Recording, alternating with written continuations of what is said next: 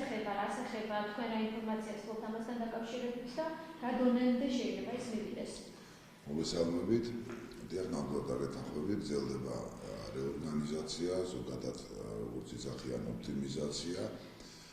ყველას კარგად მოგესალმებათ, რომ უკვე მას შემდეგ რაც ბატონ დავით ნარმანი დედაქალაქის მერია, რაც მან წარმოადგინა ბიუჯეტი, წარმოადგინა სტრუქტურული ხედვა.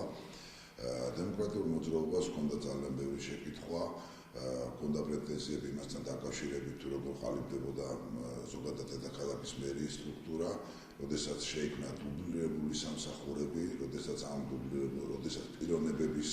პიროვნებებზე იქნებოდა სამსახურები და არა პირიქით.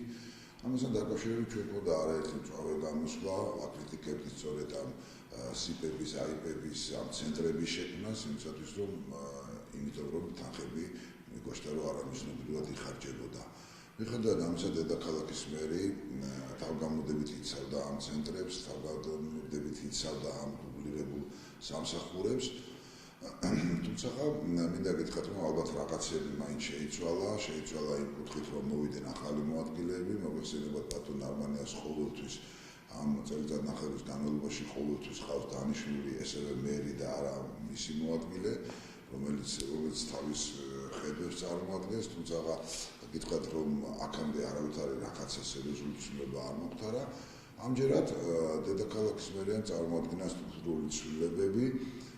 ჩვენ მართალი გითხრათ, ჩვენ ზოგადად უნდობლობა გამოუცხადეთ, არ დაუჭირეთ მხარი არა იდეას, არა ზოგადად ამ ტენდენციას ამ სტრუქტურული გაერთიანების, არამედ ხედვას. საკრებულოს წარმოუდგინა ეს დიახ, არა იდეას, არამედ ხედვას, იმიტომ რომ ხედვა არ გააჩნიათ. ჩვენი ძირითადი არგუმენტი ის, რომ რაზეც ხადაჭერა ვერ მოიპოვეს, ეს არის, რომ ჩვენ ვერ ხედავთ ბოლო წერტილს, რა არის ხედვა. ამ დოკუმენტში რაც თქვენ წარმოგიდგენეს, რაზე იყო საუბარი? აი ხა მაშინ ამე აგიხსნით ესეთ რამე. ჯერ კიდევ ნოემბრის თვეში დედაქალაქის მერიამ წარმოადგინა, რომ ის მცენარეთა დაცვის საწარმოს და თბილისის პარკებს აერთიანებდა. გაერთიანდა ეს ორი საწარმო, ხოლო შემდეგ უკვე მოგესალმებათ წლის ბოლოს წარმოადგინა ბიუჯეტი სწორედ ამ გაერთიანებით. ანუ ეხლა ზუსტად ორი კვირის თავზე შემოვიდა უკვე საკრებულოში ამ გაერთიანებული მწვანე პარკების თბილსერვისისა და უძრავი ქონების ისევ გაერთიანება და ოპტიმიზაცია. ჩვენ ვიძახდით, რომ ზუსტად ერთი თვის წინ მათ ეს ხედვა არ ჰქონდათ. ანუ მაშინ და გარდა ამისა, ჩვენ ვიცოდით, რომ უკვე არა განსახილველად, არამედ საკრებულოში შემოსული იყო აი ამ გაერთიანებული სამსახურის სინათლის ქალაქთან გაერთიანება. ანუ ვიძახდით, თუ ამას ყველაფერს ვაერთიანებ და თუ ეხლა ამას მართლაც რაღაცა ბავშვობა, საბავშვო ბაღი არ არის და რაღაცას არ ვაწვდით, ჭრით, კერავთ, მერე მოვაშორებთ. მაშინ წარმოგვიდგინეთ ერთიანი ხედვა, საბოლოო ჯამში სად მივდივართ? ბოლო წერტილი რა არის დედაქალაქის მერიას, ხონდა რაღაცას მხარი დაუჭიროთ, ხონდა ვიცოდეთ, რომ აი რა იქნება. ეხლა ჩვენთვის მაგალითად მისაღებიც იყო და ყოველთვის ჩვენ ვფიქრობთ, რომ შეიძლება და გამოთქვიდეს ვარავინ დედაქალაქის მერია ქმნის ერთიან მომსახურების სააგენტოს მაგვარს, რომელიც დედაქალაქის მერიაში ნამდვილად გააიოლებდა იმ პროცესებს, რაც ხდება. ანუ მოხდებოდა ოპტიმიზაცია და მოხდებოდა რაღაცა ხედვა უნდა ყოფილიყო ამასთან დაკავშირებით. ამას ვერ გვეუბნებიან, ბიუჯეტს ვერ გვეუბნებიან, რა შემცირდება, როგორ იქნება აი ამ შექმნის საწარმოში თანხები, რამდენი შემცირდება, საშტატო ერთეული შემცირდება თუ არა, ვის შეეხება ეს შემცირება. ამასთან დაკავშირებით ხედვა არ აქვს. ანუ ეს სპონტანურად ხდება რაღაც გადაწყვეტილების მიღება, ეს ესე ხوارჯობა და ყოველ კვირას ისე რომ არ მოაწყენენ არც საკრებულოს, არც დედაქალაქის მოსახლეობას, შემოაქვთ ახალ იდეები. თავარი პრინციპი რაც არის, ხედვას ვერ ხედავთ. კი ბატონო, რაღაც საერთოდ შეიძლება ვეთანხმო, განავრეთანხმო, მაგრამ აი ამას რო გააერთიანებ, ამითი უნდა მანახო საბოლოო ჯამში რა საკეთებ, რა ხედვა გაქვს, საით მიყავს, რომ ეს დააზარალებს თუ იქნება დადებითი დედაქალაქისთვის. ეს რეორგანიზაცია, რომელსაც საუბრობთ, ხომ არ არის წარმოდგენილი გარკვეული სამსახურის ხელმძღვანელობის დონეზე, თუ შეიცვალა სამსახურების ხელმძღვანელები, ახალი შეცვლილები არიან და გაამართლეს თუ რა ხდება მათ? იცით, ვერ გეტყვით, იმიტომ რომ ზოგადად, როდესაც დედაქალაქის საკრებულოში წარმოადგინა აი ამ გაერთიანების შესახებ, არ იყო არც მერი, არც მერის მოადგილეები, ვინც გადაწყვეტ ჩვენ ეს მოვითხოვეთ სწორედ, რომ მოდი წარმოადგინოს და ისაუბროს იმან, ვინც გადაწყვეტილება მიიღო. ხო არ შეიძლება ერთი სამსახურის უფროს კონდეს მიღებული გადაწყვეტილება, მისი და კიდე რამდენიმე სამსახური გაერთიანდეს. წარმოუდგენელია. ხო, ვიღაცა მიიღო ზოგადად გადაწყვეტილება და მან დაასაბუთოს რა არის, როგორ შეიძლება ვეთანხმებით კიდეს ნამდვილად ოპტიმიზაციას, ვეთანხმებით, მაგრამ საბოლოო წერტილში სად მივდივართ, აი ეს არ ვიცი. გარდა ამისა, უნდა ვახსენო ის სწორედ გახმაურებული მოგხსენებათ ეს მაგიშვილი ცენტრზე რო იყო საუბარი და როდესაც დედაქალაქის მერია, იგივე საკრებულოც თავგამოდებით იცავდა და მაგან გვესმოდა, რომ მცირე და საშუალო ბიზნესი ვერ გავითარდება, ეს ცენტრი რო არ იყოს, ვიძახდით რომ ეს არის დუბლირებული ეს ცენტრი, ამას სამსახური მოშალოთ, რაღაც საჭიროა, მართლაც ეს 1.5 მილიონი ლარი ჩავამთხრიეთ ამ ცენტრში ყველაფერი და შესაბამისად რაც მივიდეთ კი ხედავთ დღეს ისე რომ დედაქალაქის მერია არც ინძახს იმას რომ ახალ მას შეეშალა ან არასწორი ხედვა ქონდა ისე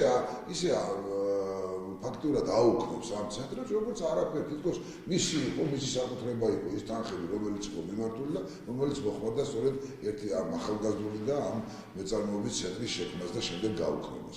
აი ეს არის ზოგადად რა ანუ აბსოლუტურად ყველაფერი ხდება სპონტანურად, არავითარი ხედვა არ არსებობს, არავითარი მიმართულებები არ არსებობს, არავითარი გეგმა არ არსებობს ისევე როგორც ბიუჯეტთან დაკავშირებით, როგორც ამ დაგვიწყოთ რა ბიუჯეტის ათვისებთან დაკავშირებით ყველას კარგად გახსოვს რომ ჩვენ ძალიან სწორი გამოსვლა ჰქონდა დეკემბრის თვეში, როდესაც ერთი თვით ადრე 115 მილიონი არ იყო ათვისებული ბიუჯეტში. 115 მილიონი არ იყო ათვისებული,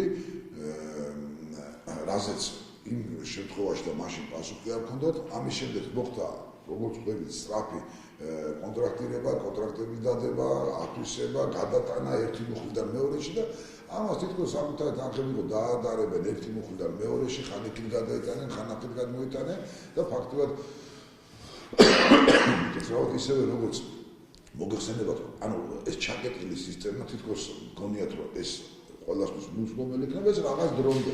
ისევე როგორც მოხდა იგივე ქამრების შემოჭერის დროს, მოგეხსენებათ, როდესაც პრემიერ-მინისტრმა განაცხადა, რომ ქამრების მოჭერა უნდა მოხდეს და უნდა შემცირდეს, დედაქალაქის მერია გამოვიდა რიხიანად განაცხადა, რომ აი ჩვენ ქამრები მოვიჭერეთ ამდენი ეს შევამცირეთ.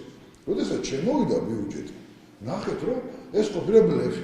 არავითარი ქამრები არ მოუჭერია. თანხები ქამრების მოჭერაში რაც გამოსდეს, ეს არის ვაკანტური ადგილებს, ანუ სადაც არ იყო საშტატო ერთეულები დაკომპლექტებული, ვერ მიცეს პრემიერა დანამატი. ცხადია, აი ეს ამაზე იყო საუბარი. აი ეს მიდგომა ზოგადად როგორმე გადააგორო.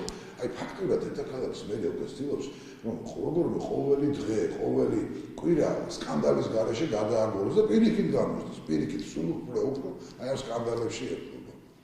და ეხლა რა პროცესებიც მიმდინარეობს მერიაში ამ მომავალს არ იყო განგაშის ვთქვათ ასატეხის გადარიცხვის თემასთან დაკავშირებით და ბევრი განცხადება რაკეთა ამასთან დაკავშირებით.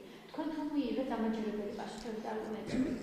ესე შეხედა პოშტკოში და ჩვენი მხედრებზე ვისაუბრე და იმ ცენტრებზე რომლებიც ვერ გაამართლეს და რომლებიც უცებ ვერ გაამართლებდა და მილიონობით ლარია გადარიცხული თითქოს ამასთან შედარებით ეს მართლაც 5400 ლარი არაფერია. გარდა ამისა, როდესაც ადამიანის და ახალგაზრდის სწავლას უნდა მოხმარდეს ეს ნამდვილად ცოტა საჭიროთი თემაა და ნამდვილად მოგვაჩნია რომ სწორედ თანხები უნდა დაიხარჯოს ახალგაზრდების სწავლა-განათლებაში და დახმარებაში. აქ სხვა რამეზეა საუბარია იმაზე რომ დედაქალაქის მერმა თვითონ ჩაიყენა ძალიან უხერხულ მდგომარეობაში თავი.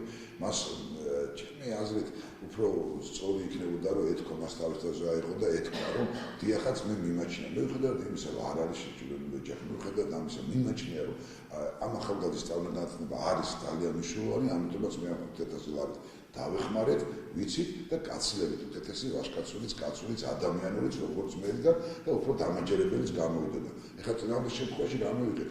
მან თქვა რომ ეს არ იცოდა ამ დედაქალაქის მერიაში გამოდის ვისაც რას უნდა ხელს მოაწერიებს დედაქალაქის მერს და თითქოს დასაჯეს თანამშრომელი.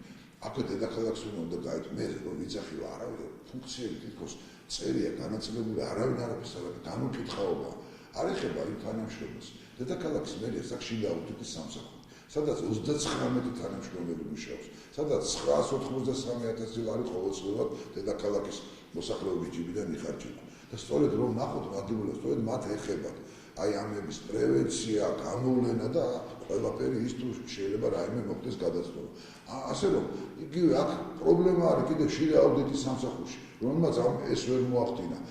თუნდაც გამოვლენილ ფაქტზე, მას რომ გაეკეთებია რეაგირება, მას რომ გამოევლინა და სწორედ მას რომ მიიღო ზომები, აღარ ატყდებოდა ამ ყველა სკანდალი. უბრალოდ დედაქალაქის მერი ყველა პრინციპულ სიტუაციაში, ყველა კრიტიკულ სიტუაციაში ან ხდის სიტუაციას კრიტიკულს, და მე ამ კრიტიკულ სიტუაციაში არ იცის როგორ იმოქმედოს, თავს ვერ ართმევს.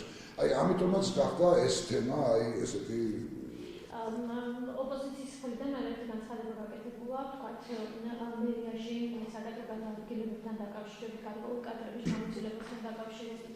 რამე ხომ არ იგეგმება ამ კუთხით? ეხლა თვითონ საკადრო ცნობები როგორ იქნება და ვისაც გადაიყვანებენ, ვის დანიშნავენ და ვის დააწინაურებენ, ამაზე ნამდვილად ჩვენ ვერაფერს ვერ გეტყვით. მე მინდა გითხრათ, რომ მერია ნაციონალური მოძრაობის დროინდელი მერიის მსგავსად ძალიან ჩაკეტილი სისტემა გახდა, ძალიან შემოისაზღვრა. რაც ეხება ზოგადად რაიმე კადრებთან დაკავშირებით, მე მინდა გითხრათ, რომ ვახსენე კიდეც, რომ ყოველთვის დედაქალაქის ვიცე-მერები იცვლებოდა, რომლებსაც მიხალავ ეხლა შემიძლია გითხრათ, რომ დაინიშნა ბატონი გურუაშვილი. ალბათ ჩვენ ვფიქრობთ, რომ სწორედ მისი ხედვა ის ოპტიმიზაცია, ამ ხედვას ნამდვილად ვეთანხმებით, უბრალოდ უნდა გითხრათ და აგვიხსნა რა არის საბოლოო წერტილი და საერთოდ მივდივართ, იმიტომ რომ ბატონი არვანია წელიწადნახევრის განმავლობაში საპირისპიროს გვიმტკიცებდა და საპირისპიროს იძახდა. ზოგადად რა თქმა უნდა, როდესაც მერიაში ვიღაცა გადაწყვეტილების მიღებიც არის, ალბათ კადრებით შეიცვლება. თუმცა ნამდვილად ვერ გეტყვით თუ რაიმე ისეთი გეგმებოდეს.